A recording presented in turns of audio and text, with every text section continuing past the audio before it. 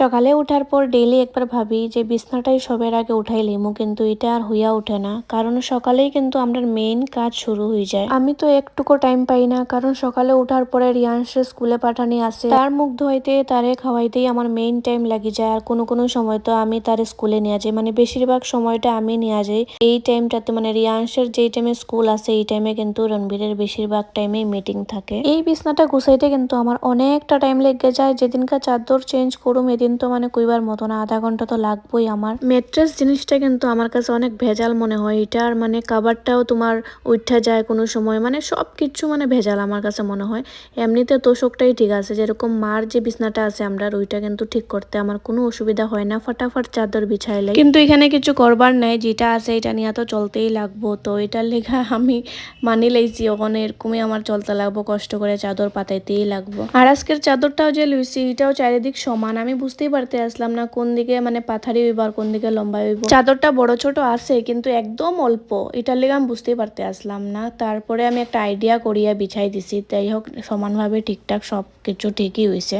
তোমরাই কো, এই যে রিয়াংশে স্কুলে পাঠানোর সময় যদি আমি এটা করি তখন আমি টাইম কেমনে পাইমু? কারণ এই বিছনা সত্যি একটা মানে খুবই কষ্টকর জিনিস আমার পক্ষে লাগে। জানি না তোমরা কার কাছে এরকম লাগে। আমার তো ম্যাট্রেসের বিছনাটা মানে গুছাইতে খুব বেশি কষ্ট হয়ে যায়। আর এই সকালে কত কাজ থাকে রিয়াংশে স্কুলে পাঠানোর লিগা, আমার কত কিছু করতে লাগে এক্সট্রা ভাবে। তার ড্রেস সেটিং করা, তারপরে তার জুতা মোজা সব রেডি করা, কারণ যেদিন স্কুলে যাইব এদিন আয়া যে জুতা মোজা কই ফালাইব তার কোনো ঠিক ঠিকানা নাই।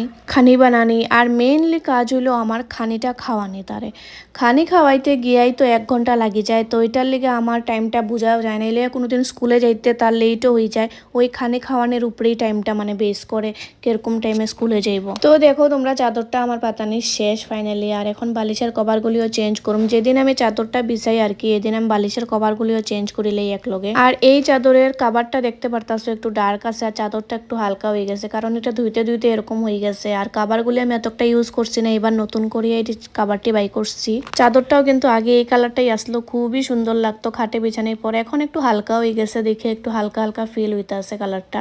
আর বালিশের কাভারগুলি দেখতে পারতাছো খুবই সুন্দর।